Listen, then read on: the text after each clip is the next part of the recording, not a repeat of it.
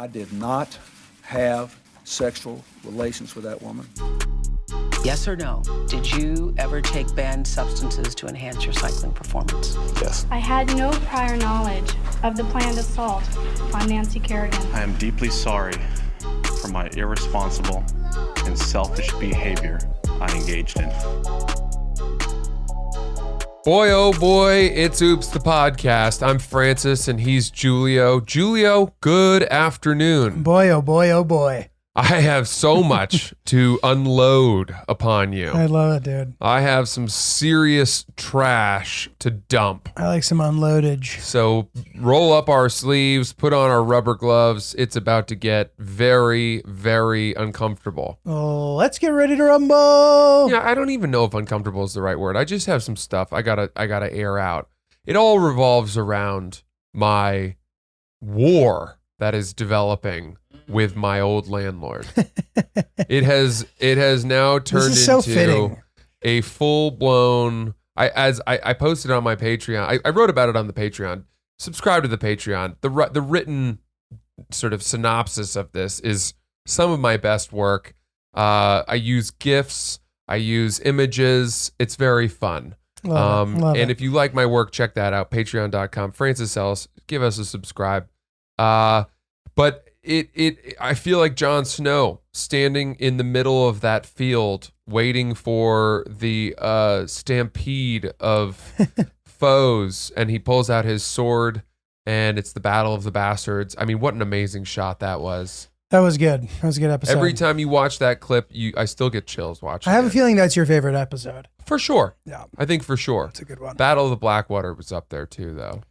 Was that when they fight the Army of the Dead? No, I think Battle of the Blackwater is the one where they store up all that green fiery stuff and then light it on fire and explode all of the... it might be that. I'm surprised you like that episode. I like that one a lot. That's the one where they kill the whole religious order?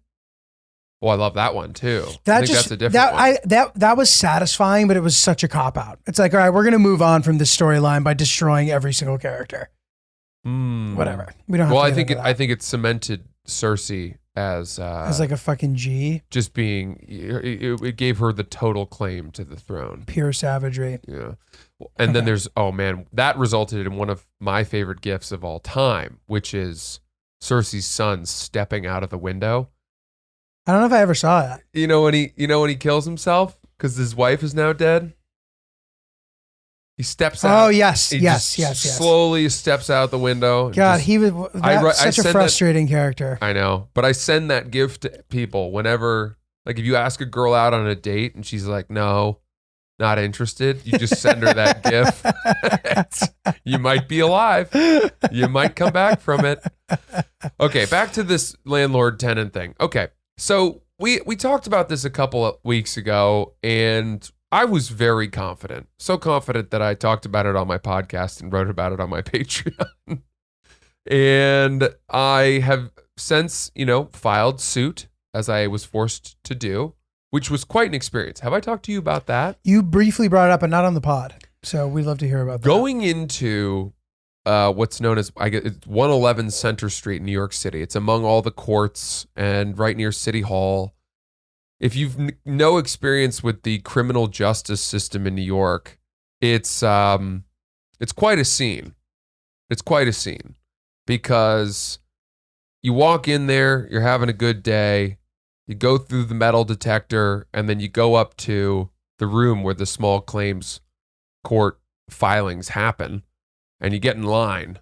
And I'm telling you, dude, that place makes the DMV look like One Oak. That place makes the DMV look like some kind of, business class passenger lounge at JFK. Because the people in line at small claims court are so desperate and so delusional. And there's a chance they're trying to get like $50 in some cases, exactly. right? They don't have any idea what they're trying to do. And the people behind the glass counters have to deal with these people all day long. Can I ask you a quick question? What's the highest you can go? $10,000. Thank you. Good. $10,000 Didn't even is have the to finish highest. the question. Yeah, is the highest that you can file for in small claims court. So you're getting up there being a big fish in a small pond here. I would say that the amount I was suing for, which is $7,200, is I'm probably one of their bigger It's a customers. blockbuster case. Yeah. And not only that, but I had my affairs in order. Yes. First of all, you got to pay in cash to file the thing. It's insane. I mean, how weird is that? That's crazy. I do very rarely. And it's funny how it's always government things that do that. Like the consulate does that. Yeah. It's like, what the fuck do you mean cash? Super weird. It's so ghetto. What do you have to pay? Like how much? $20. Oh, okay. It's just $20 to file your suit. And it's funny because there's like civil court that you can sue in, which costs $15 to file. And I accidentally went to that window first. Right. You'd think you would have to do that. And they were like, "You're filing suit against an LLC here. You want to go to the big window. You're gonna have to cough up the extra $5. You don't want to meddle here. This is a waste of your time, friendo." And I was like, "Oh, okay." And so I went over to the small claims, and that was $20 to file. So I filed my papers, and then they send that out as a summons. Do you remember in Pineapple Express what Seth Rogen's job was? He served people. He was a process server. Yeah. So he would go to people and hit them with their summonses.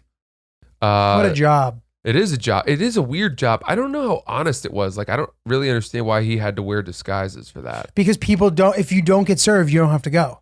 So if people get a sniff that they're about to be served, they'll avoid that process. And do you have to identify yourself in order to be served? You have to identify the person that you're serving.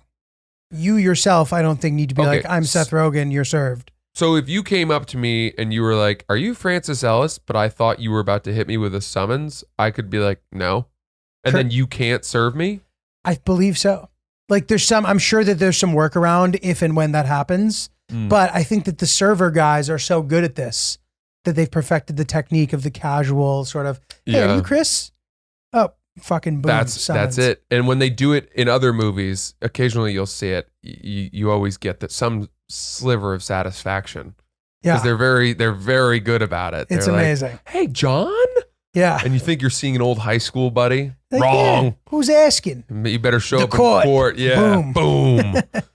And you hear the gavel smack down and the chime from a new episode of Law and Order. Yeah. Yeah. So I filed my papers. I mean, amid this, zoo of people, you can't help but overhear the stuff that they're saying because they don't know what they want. So they just start throwing out everything that's happened to them. And they're like, "My insurance company didn't give me this, and then my stove exploded, and now my health care." And the guy behind the counter is like, ma'am. I'm telling you, I understand. And I just, there is no amount of money in the world that would be worth that level of patience for me. That's tough. It's So a tough gig. I got in and out, and when I got out of there, I felt unburdened. I couldn't believe it. This is the first time I've really taken part in utilizing the American criminal justice system. There's something satisfying too about having to go through a sort of like complicated, tedious, get your ducks in a row, municipal bureaucratic process. Yes. And like knocking it out of the park, you feel very empowered. You do. And not only that, Giulio, but you walk out among these soaring pillars upon which are inscribed these E pluribus unum. these incredibly like lofty idealistic things, like sayings that say like justice is the pillar of humanity. Like all men are afforded justice. It's the uniting thing. And you're like, If you got $20 in cash. you're like, I don't know so much about that. I mean, I don't feel like that woman whose stove exploded is going to get the justice, but yeah, exactly. It's, you feel as if this is my citizenship at work. Right. For the first time, I am enjoying the fruits of my American, not for the first time, but you're like, this is why I pay taxes. I think. I don't, Yeah, right. I don't know. Right. Is this why I pay taxes? Are my tax dollars going to the judge that sits behind the small claims court? I believe so. I think so, I right? believe so. These high city taxes? Yeah. Okay. So anyway, I walk out of there, and then I sent an email to my old landlord and his cronies. And I said, I'm sad to say that I had to file small, summons against you guys, a claim against you guys. I wanted to resolve this more amicably, but you left me no choice. I thought you deserved the respect of knowing that the summons was coming. And then they emailed me back and they were like, we're going to have a new list of damages and the deductions for you on Monday. Thank you for your patience. And I was like, it's too late. I've filed the summons. Yeah.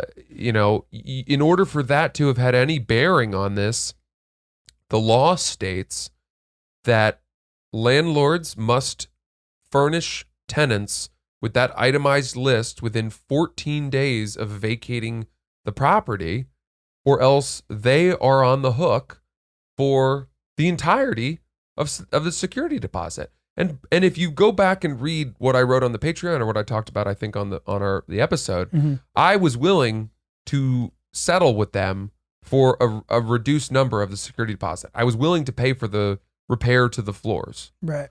So I was willing to take out $1,800, which is what they quoted me, even though they lied about that, and I caught them in it. We talk about that? Yeah, dude, so far, I mean, we'll see how this plays out, but this is sounding sort of like the blueprint for how to handle this kind of situation. Well, that's kind of why you're really doing well. Even with the sort of like theatrical, polite email, sad to say, instead of being like, listen, you fucking, you know what I mean? Instead of doing that, like very politely and civilly handling it. I'm very impressed. We're not at the point of hurling invectives, but we are still ending all of these emails with regards and best, comma, Francis, which has, it does have a tinge of smarm to it. It does. There's definitely some smarm going on there. Because, but not the body. The body was a very decent body. Adult email. I'd give the body a 7. Good I'd body. give the ending a 4. Yeah. Yeah. Body 7, ending 4. Because you're basically saying, I mean, the subtext of what I'm saying in these emails is like, fuck you. You fucked me, and now I'm going to collect on the fuckery. I'm going to Uber fuck you. Dude, it's really good. And also you get to have your cake and eat it too here. You get to basically act as your own counsel. Building your own case here. That's it. How exciting. I have always wanted to put my 4 days of law school education to use, and finally I do. Finally I do. Dude, if I win this case, for the record, it will be worth at least 3 to 4 times as much as the deposit I lost on holding my spot at law school. So we'll finally... They're going to make a movie about it, dude. It paid for itself. It'll be the yearly sort of like court film. Yeah. Francis I gotta say, versus if 232 LLC. If this works out, I'm gonna want to go to court more often. It's thrilling. It really is thrilling. And so, okay, all of this is to say, they then hit me with that email on Monday with a new list of deductions, and now out of nowhere, they had a cost for repairing the granite backsplash behind the kitchen counter of $6,532. This on top of the $1,800 floor repair, on top of a $300 light fixture replacement, and this other thing, all totaling thousands of dollars more than the security deposit. Oh, God. So we went from them being like, we're not giving you your security deposit back because... we had to do all kinds of stuff, to now you owe us an additional $5,000. That's insane. And I almost wrote back, LOL. It was hard not to write back, like, LOL, I love you for the comedic, cartoonish nature of this email at this LOL point. Is hilarious, dude. I love them for trying. That's excellent.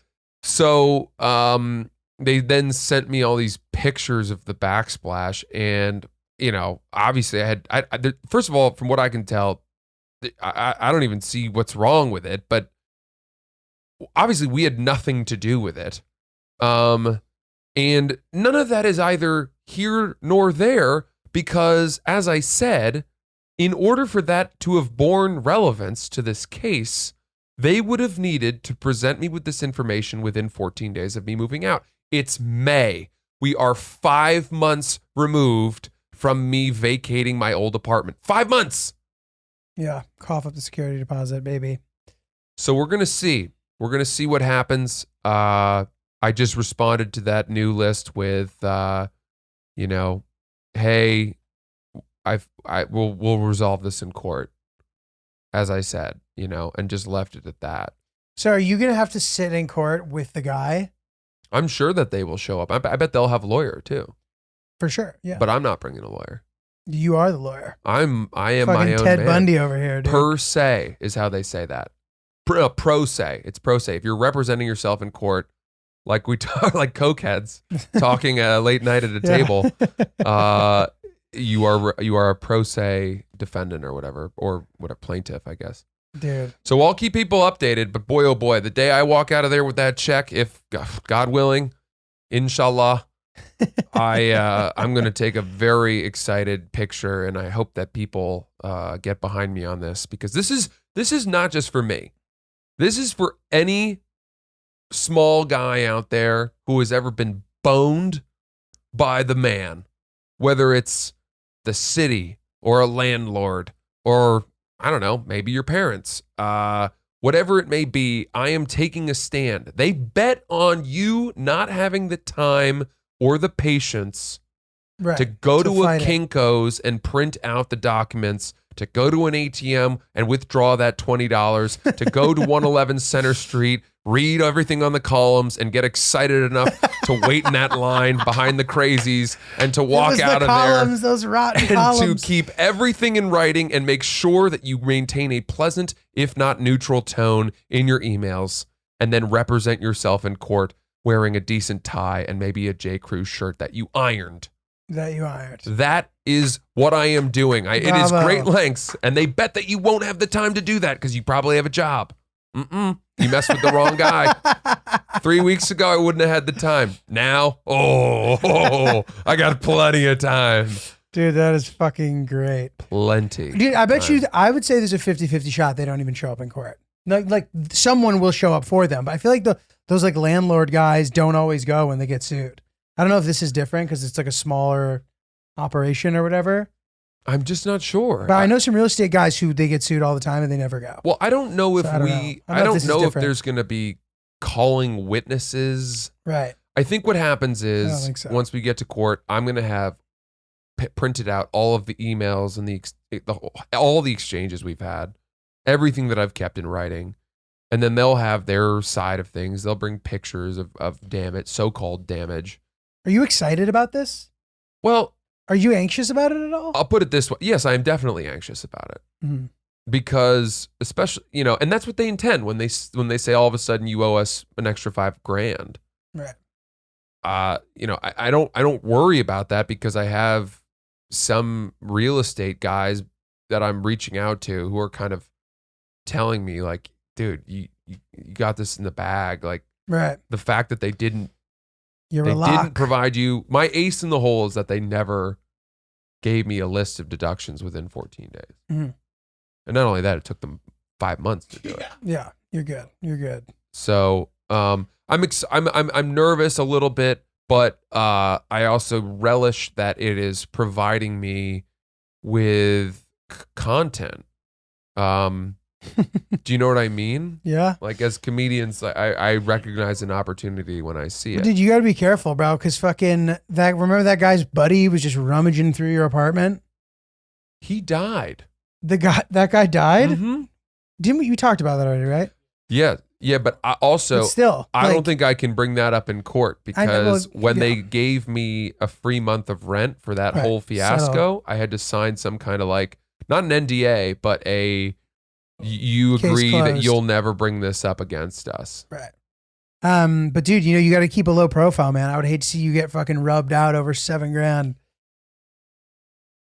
What do you mean? Oh, killed. Yes. I thought you meant like jerked off on. Jesus. Rubbed out. Are you Francis Ellis? Yeah. You've been served. Yes. Oh! Why did I agree?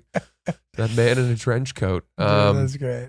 So that's our case. We'll keep you updated. But Well, good let me luck, know if dude. you have any other legal insights. Any of our fans, send us an email. This is exciting. oopspodcast@gmail.com. Love to hear about ugly legal situations if anybody has them. Bingo. Dude, that's great. Good luck, man. Thank you, friendo. I wish you all the best.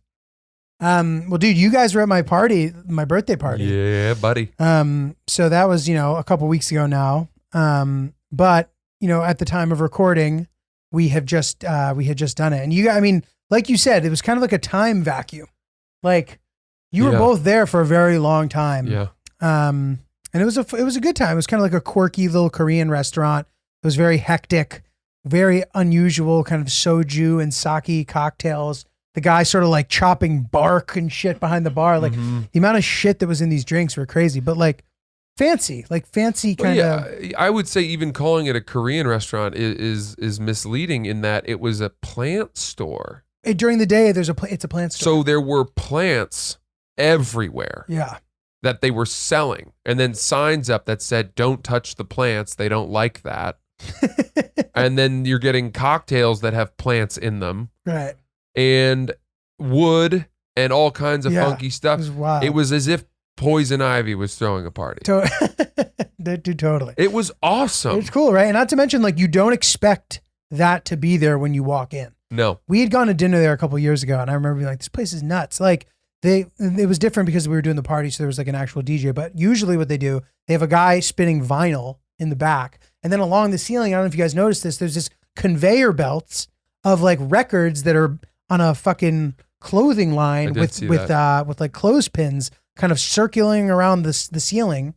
And then on the side of the wall, there's this big glass thing covering like all these giant bookshelves, but there's openings in that glass that you can actually sit inside.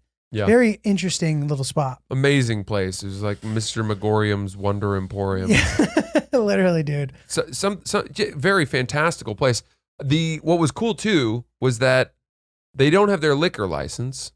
So you had said, I think Hillary was like, feel free to bring a flask. She sent me that day, and I was like, I got to get a flask because I had not thought that was something I should have, Totally. but now I want one.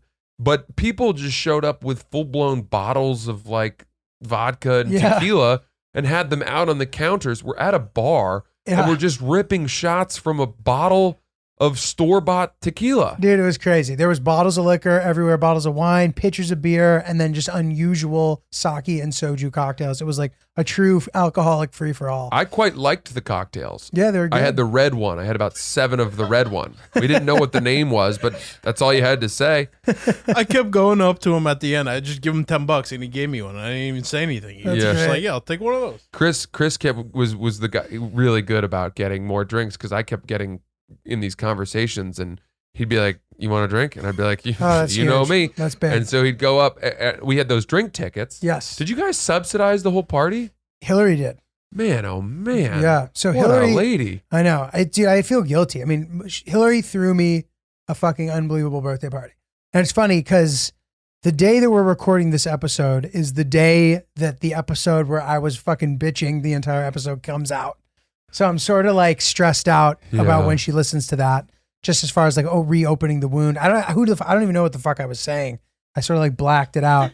You were mad that she was trying to I remember what the teach fight you was how about. to act or something. Yeah. And ultimately, I don't think it was that bad. It was kind of just like, I wasn't like shitting on her as a person, right? No, Definitely. I would never do that. I mean, I adore her. She's great. Anywho, she threw the party for me. Amazing. And I don't know. So I don't know if you guys noticed, the bartender guy, I think, was also the owner.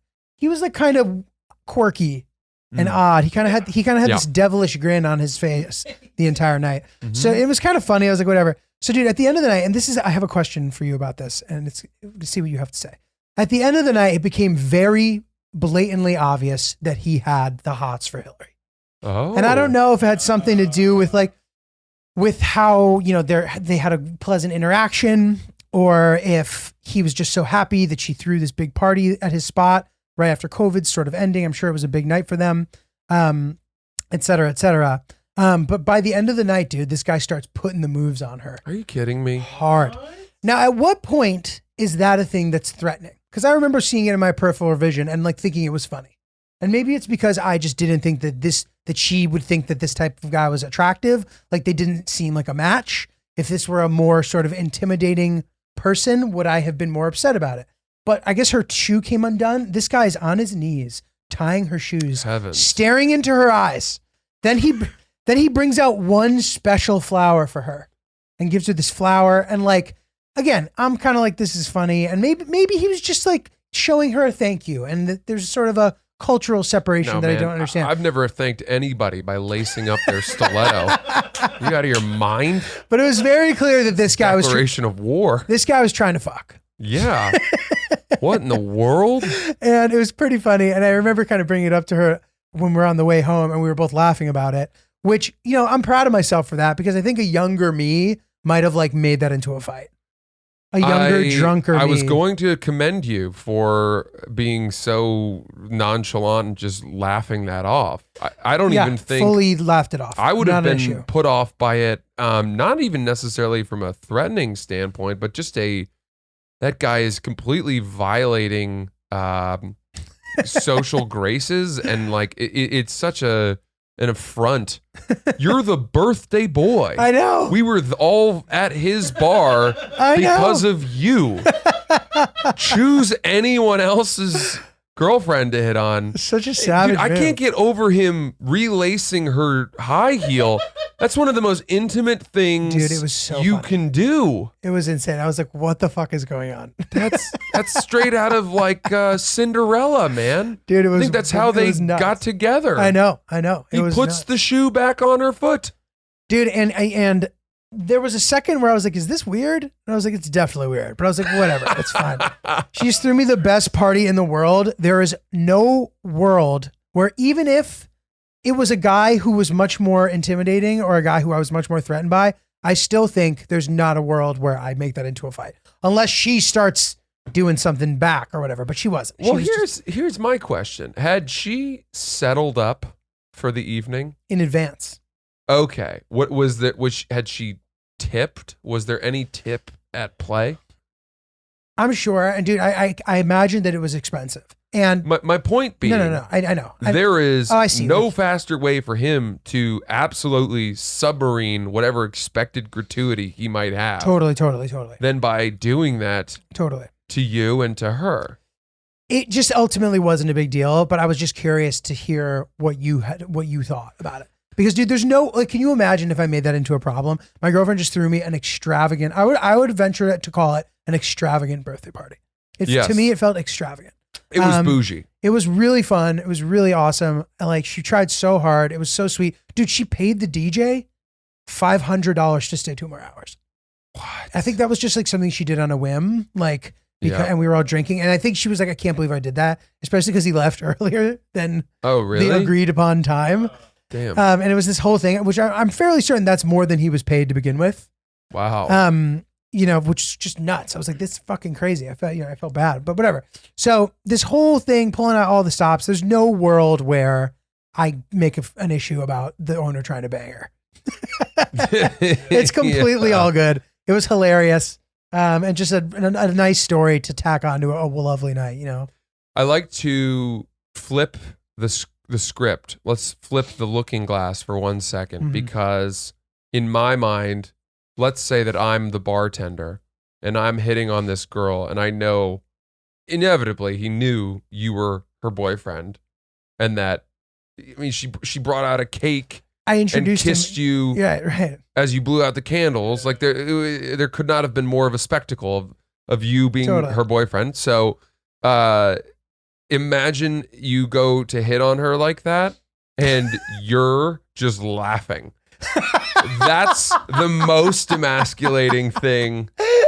If I were to hit on someone's girlfriend and their boyfriend showed up and just laughed at me, I would fucking not be able to sleep. That's good. And for you know weeks. what's funny? I didn't even, because there's a way to laugh at someone where you're threatened and you're acting like you're not. I was literally sitting in the corner laughing allowing him to carry on. Dude, like it's so it's so sweet. It's so cute when he thinks he has a "Aw, chance. this is Yeah. so cute." I mean, that is from your perspective, That's that is the great. number one best way to fight that, to put him in his place and to just neuter him. Dude, totally. I really think so. Totally, man. Damn. But dude, I'll say this. I owe her one. That was a great party. I had such a good time. What a really nice array, mixture of friends, comedy and non-comedy, and just like people from all different parts of my life and her life. And she brought a camera to make sure she took a bunch of great pictures. Like she did so much. And it's a testament to how much of a jack of all trades she is. I'm very impressed by her. I always have been. The way that she does so many things so competently. And I'm very humbled and thankful. What a nice thing to say. You know, I wonder if that has anything to do with your guilt from It the has- old dude, no, episode. it has nothing to do with the guilt from the old episode. That fight actually lasted longer than any fight that we've ever had. Really? We didn't speak to each other for the rest of the day. I got home late. I think I had a show. Got in bed. We didn't talk. The next morning, I kind of like walked out of the bedroom. She was on the couch. We kind of looked at each other, smiled, and it was over. Got it. And it wasn't a big deal. That's good. And I actually thank you for playing devil's advocate during that discussion, sort of defending her since Yes. she wasn't here to be defended. I'd And like to say we got to the angel's root of it. advocate. Yeah, I was angel's her advocate, and she is correct. a siren. And it just wasn't a big deal, dude. You know what I mean? Like it was a fight. I meant the things I said, I'm sure. But it was just blowing off some steam, and we sort of got to the root of the problem too, which was a very sort of exposing, interesting moment. Mm-hmm. And yeah, That's good. live to tell the tale. I think an important thing. I don't even know where I heard this, but actually, I actually do know where I read this in Martin Short's autobiography. You know Martin Short, the comedian. Of course. He's great, and he said that he and his wife made an agreement the day they got married that they would never go to bed angry. I like that. So you don't want to turn away in bed from your significant other in a huff. You know, stave off bed, sleep until you've actually, at very least, met somewhere in the middle. Well, dude, I'll tell you what. If I caught her making out with the fucking owner of that restaurant, I don't know if I'd be able to. No, for sure not. No, but no, dude, 100%. It rings true. I love it. Dude, I made a funny realization about you when you showed up at the party. I'm interested to hear this. Chris, remembers me saying this. I had an outrageous outfit on, by the way. So Francis, was amazing. It was great. Francis loves to dress as if he's like the host of a TV show, but like the host of a TV show where like you happen to not be in the studio that day. I'm Francis. We're here at Mardi Gras, and as you can see behind me, it's a real hoot. We're on location here in Cancun. Boy, these spring breakers get younger every year. Francis has so many novelty shirts that are so great, and he did not disappoint with his outfit at the party. Yeah, I had a And pretty funky. It was almost like a full linen outfit. The shirt I was wearing was had airplanes on it. So funny. It was great. I was having a great time. Awesome. What were you gonna say? What's the realization about me? That was it. Oh, well said. That's great. That's great. That stood up to what I had hoped. Yeah. Well, that's so funny because I had an interesting realization, which is, and it's more of just an observation, I think. But your party was such an amazing blend of two worlds. One being the New York stand-up comedy world. Mm-hmm. The other being beautiful social people in New York City. Mm-hmm. I don't want to say this, but almost like we could call them the Soho House crowd. You're right. I think that's fair. Yeah. think that's And fair. those are two very contrasting, disparate groups of people because stand-up comedians never come within 100 miles of the Soho House crowd. And I think the Soho House crowd would not find themselves commiserating often with the miserable, downtrodden, grungy stand-up comedians. And yet you find a way to create a bridge between those two worlds. So it was by far the most attractive comedy party I've ever been to. Really? Not even close. I feel like you do the same thing though. Yeah, but dude, if I'm either hanging out with comedians you do one or the I'm other. hanging out with the Soho House. Dude, I crowd. really get a thrill out of bringing Danny Palmer into a situation. He was like great. that. He's the he best. was great. Danny Palmer, if you guys don't know him, look him up. Very funny, quirky comedian whose life is really, he lives a Benjamin Button lifestyle. Like the guy looks better every day he gets older. But with that, as he gets into his 40s, he's starting to behave more and more like a teenager. Mm-hmm. Like he needs to be partying. There needs to be girls there. He'll text us bragging about insane shit that you shouldn't be bragging about. I got her Instagram, dude. That's public information. You getting someone's Instagram? She wants a follower. She's not giving you her number, dude. But anyway, he was on probation because he acted a little crazy at Hillary's birthday. Not actually. He was jokingly on probation from one of Hillary's birthday parties. So it was great to see him have a good showing. Nice. But that's just to your point. But dude, I appreciate that, man. That's a compliment. And I enjoy bringing kind of those two groups of people together. And ultimately, you know, Something happened that I want to tell you about. please. And it's something that I've encountered in my life a number of times. And it's when it happens, I can't stand it. So I'm not going to say who it did this to me. Okay. But I introduced myself to someone at one point in the evening, Mhm. and they introduced themselves to me. By the way, this person had been talking to my girlfriend Okay. for a while. So, and it was a girl. Okay. I'm giving a lot of information now. But so it's not as if I came up to this person out of the blue and was like, "Hi, I'm Francis. Who are you?" Right. I was sort of folded into a conversation, and the girl gave me a fake name. What? She's like, "Hi, I'm Are you Sophie." sure? Yeah, 100%. How do you know that? Because Hillary was right there, and she goes, "What are you doing?"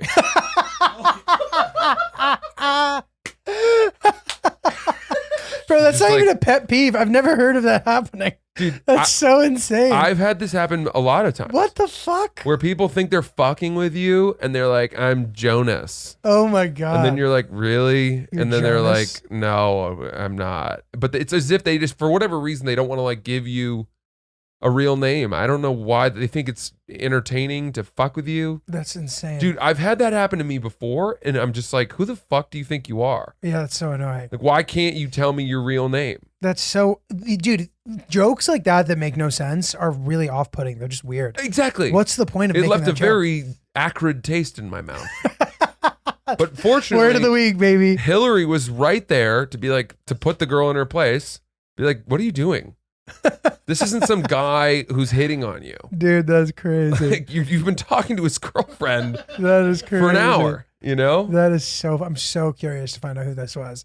Dude, that is fantastic. It was, You know what I do sometimes? But this is different. This isn't that same joke. Like if I'm meeting up with a friend and we bump into somebody at a place, I'll just say my dad owns it.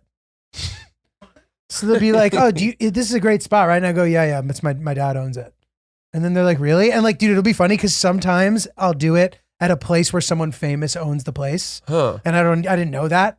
Like, I'm like, "Yeah, my dad owns this hotel." He's like, "Your dad's Ian Traeger?" And then I'm like, "Yeah." How long do you keep it going for? It depends. Like if I keep hanging out with them, then I'll tell them. But otherwise, I'd never tell them. Do you ever find that when you reveal the truth that they're not happy with you? Maybe, but I don't care. I'll So- only do it in a situation where I don't care. Like if I was at a friend's party and whoever that was knows who you are.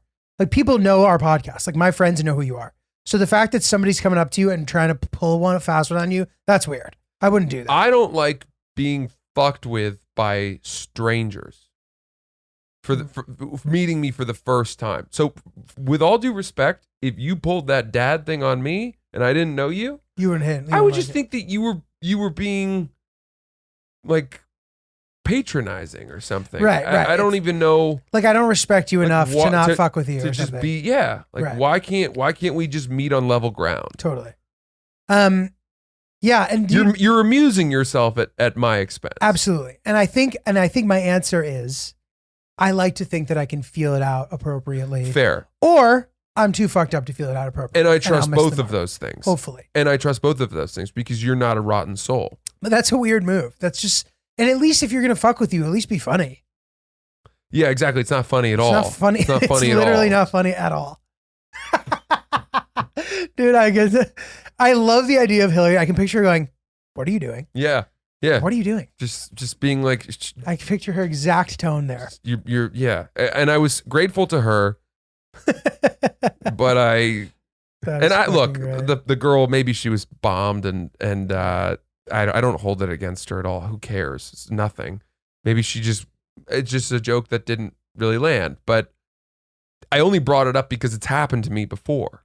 It's so insane. And I'm like, who do you think you are? Like, do you think that there's a chance that she knows who you are, she knows you're funny, I don't think and so. she's trying to be funny? I don't think so. You don't think so? No. I'm not saying that would make it okay. No, I don't think I don't think that was it. God, that's so fucking weird. Dude, this happened, and this pissed me off too. So I ran into It's just turning into No. from the greatest party ever to like just Okay, here's no. another thing I had an issue with. No, so this isn't, that didn't really piss me off, but this is a shitty situation, and this is why you got to be careful with these kind of things. I'm walking down the street, and I bump into a friend of a friend or whatever, right? Mm-hmm. And she then texts Hillary that she saw me, and she's single, and she's like, "You guys should set me up with somebody." And I was like, "Oh, great."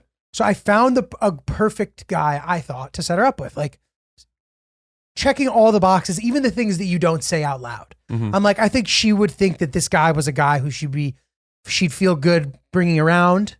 Like, she'd think he's cool. He's like from a place that I think she would think is cool. Like, I take all these things into effect, right? Mm-hmm. And I go to set them up. And then I was like, hit her up. She said to send her a DM. He DMs her, they start talking, and she just ends up like ghosting him. I'm like, what the fuck, dude? That's so beat. Right? Like, what are you doing? At least be respectful of the guy. Let me ask you this. How attractive was the guy? Dude, I personally feel that he's very good looking. Do you think that she would have thought he was less good looking than she is? Honestly, I don't see how she could do that. I think, Are you being pragmatic right now because you don't want to hurt their feelings? No, she's cute. He's cute. Period. Like, and honestly, I would say that there's sort of a spectrum with which you could think either of them are, but it would be obvious that both of them are good looking. Okay, because here's the thing, Giulio. When you set people up, the only thing that either side gives a shit about heading into whether or not they're going to go on a date is how attractive the other person is. Absolutely. And dude, and maybe there's a chance that his Instagram is maybe a little wonky. Maybe he's like making jokes or something and she didn't like that or something. I don't know. The only thing I can imagine her having an issue with is maybe how tall he was, but you can't tell how tall he is, and he's definitely taller than her. So I can't imagine that that's an issue. And he's not short. He's not tall. He's not short. So maybe she really got busy or something, and maybe I'm reading into this too much, but it bummed me out that I had to be like, how'd it go? Already knowing that it didn't go well. So that I could be like, I'm really sorry, dude. I didn't mean to walk you into a trap. Yeah, that's tricky. Well, we've talked about the pitfalls of matchmaking before, and I guess that's another one I hadn't even really considered. And I don't want this to reflect poorly on the girl. I like her. I don't know what happened. Maybe she got back with her. Who the fuck knows what happened? And this is the risk you take setting people up. Maybe she just didn't like him. Who knows? But it was a shitty situation. I feel like it put me in a tough spot. I thought of another thing that happened at the party that went poorly. Let's hear it.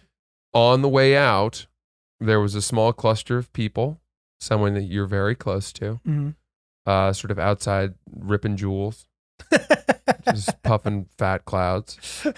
And I was walking out with my girlfriend and my other friend who came, and we're waiting for an Uber, and he came up to us, and he was clearly pretty drunk, and he goes, "Francis, like, you look like you could sell me lobster."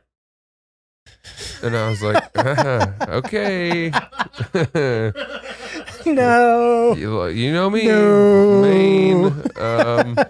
And he quintupled down on this. Oh, no. He was like, "You're going to sell me some lobster? No. When are we going to go pick out lobster for you to sell me? You selling me lobster, man." No. And I don't know if it was like the shirt I was wearing, which had airplanes on it, not lobsters, but I guess. Do you think this person knows you're from Maine even? I would venture to say he has a good if not intimate knowledge of me from the podcast.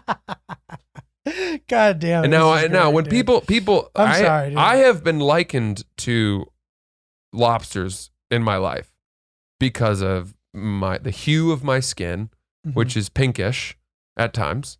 The fact that I'm from Maine, just my general sort of red aura. Your hue. Yeah. And so I've learned not to be bothered by it. But, and again, I will give him 100% the benefit of the doubt. He was just fucked up, whatever. But when you're not that fucked up and people fuck with you, you're just like, I'm just like, all right, I don't want to deal with this anymore. Fuck, like, dude. I'm just going to walk I'm sorry. down the man. street. No, I'm sorry that you were a target. No, it's I feel fine. bad. But I just feel bad. I think maybe I asked for it with the outfit I wore. No, you didn't, bro. No, you didn't. That place was so distracting. You would not ask for that with the outfit. Come on. Sometimes I feel like I asked for it just by being who I am, man. Well, dude, I'll tell you this. I don't know how to dress anymore, bro. After like a year of pandemia, and I know it's not over yet everywhere in the world or even here, but like now that things are coming back to being more social, I look at my closet. Have you ever heard that song by the Smiths? It's like, I would go out tonight, but I haven't got the clothes to wear. No, but I do want to hear it. It's a banger. And But you know, I have feel an that answer. way. I have an answer for you. You What? should wear some bird dogs. I mean, that is your simple panacea, Wow. your palliative Wow. clothing to wear for all. It was right there the whole I time. can't believe you didn't even see that coming, buddy. Unfucking believable. You're asking me what to wear. I'm wearing my bird dogs right now. Well done, dude. I'm even got their T-shirt on. Holy smokes! Yeah, you're rocking head to toe B-dogs. Bird dough. We love the bird dogs. Their pants, their shorts. They are the answer to anyone having any doubts about what to pick out for their closet that evening. And they hold a special place in our podcasting heart. I mean, they've essentially been with us literally from the beginning of Oops Inception. Yes. They believed in us. Yeah. And it's a really nice thing. And if you like us, I would say go get yourself a pair of bird dogs because it's probably the official/unofficial outfit of Oops the podcast. Yeah. If you use promo code Oops right now at birddogs.com, you'll get some kind of gift We don't with actually your know. first order. The mystery gift. They send you something fun. But also, more importantly, they send you their bird dogs, which are the best. Go there now, birddogs.com, promo code Oops. Dude, speaking of bird dogs, and I guess we can put the thing to rest with the party about the fact that place had so much shit going on. There's no way you can blame it on your shirt. There were so many flowers and fucking trinkets and shit. Yeah, I certainly wasn't the odd man out. But You were dude, not. something else happened there, Okay. which was, but this is funny. Good, This good. isn't bad. It's okay. I want it all. Hill Dog Mhm. brought out the Milk Bar birthday cake, Yes. which is, if you live in New York, there is one cake to rule them all. Dude, I got to be honest. Some days, hungover Sundays, I will go to Milk and buy a slice of cake. It's $9. Wow. I will buy a piece. I buy a piece of cake. I don't know if anybody else does that. Do you know what I do What? on hungover days? What? I will seamless or caviar from Petey's Pie Company We ordered from there too. a full Full pie? 6-slice sampler and eat them all. I'll eat 6 slices of pie. We would do that too, but Hillary's allergic to most of the pie. That's true. There's But we so get the many nut blueberry. pies. Dude, I love that place. Okay, but okay, continue. Sorry. So Dog brought the pie out and The cake. the cake, excuse me, from Milk Bar. And immediately I'm like, well, yeah, of course I'm going to eat that. But this is a kind of the scene where that Milk Bar cake at your birthday, where everyone's drinking these soju cocktails, Right. is a little bit like the pool at Soho House, where it's like, is anyone going to eat that? Is that just for show? Is that a cake to be eaten? Right. Is it even edible? Right. Is it just a plastic cake? Is it an ornamental cake? Of course, I'm like, I'm eating that. Of course, I'm going to have some of that. Are you kidding me? Cake comes out. I'm not going to not eat it. And so everyone, it was as if there was some kind of a magnet. Like most people know that I love cake. So the slice just got ferried over people's heads like Right a to Green you. Day frontman crowd surfing at a mosh pit. And it comes right to my hand. And I'm like, nobody sent me over utensils. So I'm like, okay, I Here we guess go. we're finger fooding this puppy. And I pick up the cake and I start to feed myself with it. My girlfriend goes, don't do that. You've been shaking hands with everybody. And sure enough, as she said that, a gleaming fork came into view. And I'm like, what do I care? Dude, that's I've great. already broken the seal. Dude, you know that I picture like the cake just starts making its way towards you. You're like, is it gonna? And then you get it. It's like when you're at the basketball game and you just the t-shirt gun. Yeah. Yeah. And it just starts. It starts to become. You're like, am I gonna? Whoa. Yeah. And then you get it, and there's some little kid in front of you, and you have to give it to him. You're like, No, maybe that was you. I didn't give it to little kids. In fact, I knocked an old woman over one time. dude, it's funny. I didn't even eat any of the cake. The one like positive thing that happens to me from like when I'm getting fucked up, when I drink, I just don't have an appetite at all. And I didn't eat any of the cake. I mean, in truth, I didn't have much of an appetite either. I just, when that cake comes out, I don't have a choice. You just gotta hit It it. needs to be had. You gotta hit it. I had fun cutting it up. So I'm standing there talking to Giulio. Everybody had eaten cake. I was so proud of myself. I hadn't eaten any. I've been drinking all night. I didn't want to eat any cake. And there's this like tiny little triangle on the table. And I was like, oh, I've never had that. And Giulio's like, eat it right now. Eat it right now. Yeah. You So got I it. just picked it It up, was so threw it in good, my right? mouth, and I've never had it. I was like shook. I was like, Dude, Yeah. you know what it reminded me Crack. of? It reminded me of the real life. See, remember we made that video of me tasting the shake? Oh, yeah. And Yeah. I made that like crazy reaction. Chris made a very audible, funny reaction to it. I felt like he was my son. I was like showing him stuff. I was like, this is great. Dude, another funny thing that I was doing. So Hillary's older sister has a boyfriend who's like, I think he's either 39 or 40. He's a great guy, but I don't know why, but I found so much pleasure in like forcing him. Like he would hand me his glass and I would just pour it full of tequila. Yeah. And he's like, dude, I was like, no, you're good. No, that's and then your I serving. cut him a gigantic piece of cake. Dude, it was like this big. I was like, here you go. No. He's like, do it. I was like, no.